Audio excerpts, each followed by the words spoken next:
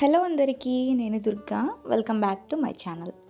ఈరోజు మన ఛానల్లో నల్ల పొట్టు మినపప్పు ఉంటుంది కదా అండి, దాంతో ఒక ఈజీ బ్రేక్ఫాస్ట్ అండ్ డిన్నర్ రెసిపీని నేను మీతో షేర్ చేసుకోబోతున్నాను.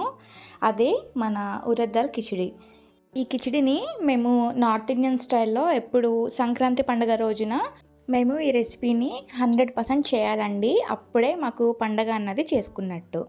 అలాగే కాకుండా ఆ రోజే కాకుండా నార్మల్గా మన మార్నింగ్ బ్రేక్ఫాస్ట్లో కానీ ఈవినింగ్ డిన్నర్ టైంలో కానీ చేసుకొని పెట్టుకుంటే పిల్లలు కానీ పెద్దలు కానీ ఎంతో ఎంజాయ్ చేస్తూ తినేస్తారు. అంత కమ్మగా ఉంటుంది ఈ కిచిడి. దీన్ని వేడి వేడిగా ఉన్నప్పుడు ఒక్క టీ స్పూన్ నెయ్యి వేసుకొని తింటే కడుపుకి ఎంతో తృప్తిగా కడుపు నిండా తినేస్తారు. అంత కమ్మగా ఉంటుంది ఈ కిచిడి.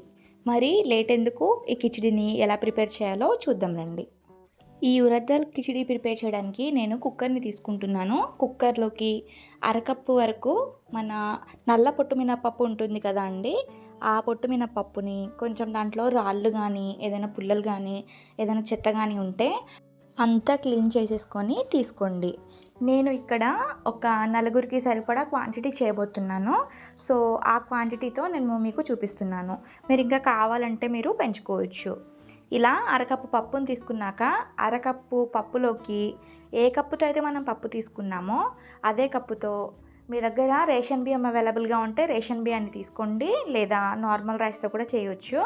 బట్ కొత్త బియ్యం, అందులో రేషన్ బియ్యంతో అయితే కిచిడి చాలా బాగా ఉంటుంది. ఇప్పుడు అరకప్పు పప్పు తీసుకున్నాం కదా, దాంట్లోకి 1.5 కప్పు వరకు రైస్ని తీసుకొని ఇలా 2-3 సార్లు క్లీన్గా వాష్ చేసి తీసుకోండి.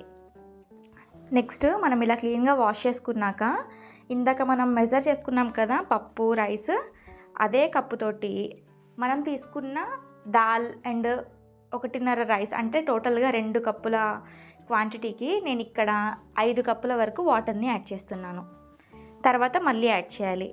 ఇప్పుడు ఇలా తీసుకున్న పప్పు వాటర్ని కుక్కర్ మూత పెట్టేసి విజిల్ పెట్టి ఒక 5-6 విజిల్స్ వచ్చే వరకు వీటిని కుక్ చేసుకోవాలి. దీంట్లోకి సాల్ట్ని కానీ పసుపుని కానీ అస్సలు వేయొద్దండి. మనము ఈ కిచిడిని ఫస్ట్ ప్లెయిన్గా ఇలానే కుక్ చేసుకోవాలి.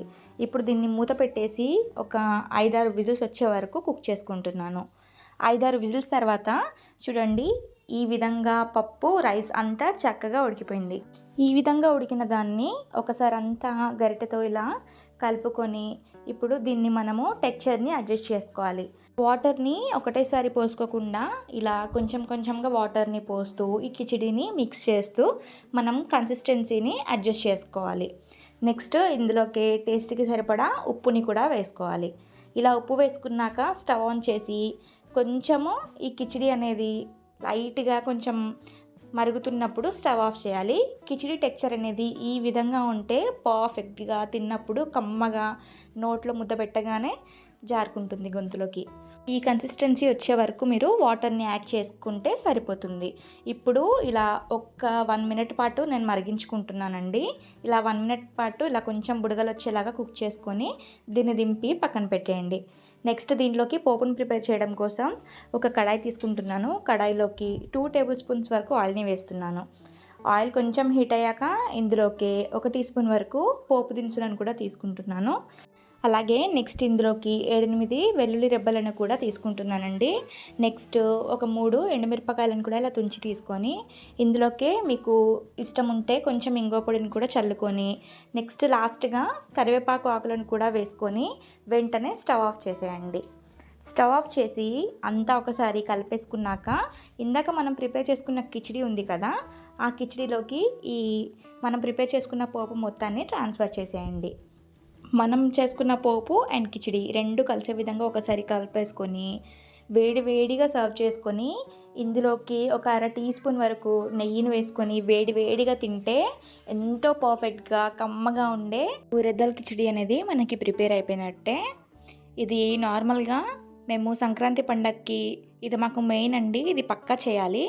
ఇప్పుడు అలాగే కాకుండా మేము ఎప్పుడైనా హడావుడిగా ఉన్నప్పుడు లేదా మార్నింగ్ టైంలో బ్రేక్ఫాస్ట్కి పిండి అలాంటివి ఏమైనా రుబ్బి పెట్టుకున్నప్పుడు ఈ రెసిపీని ప్రిపేర్ చేస్తామండి. మా ఇంట్లో పిల్లల దగ్గర నుంచి పెద్దల వరకు మోస్ట్ ఫేవరెట్ రెసిపీస్లో ఈ రెసిపీ ఒకటి.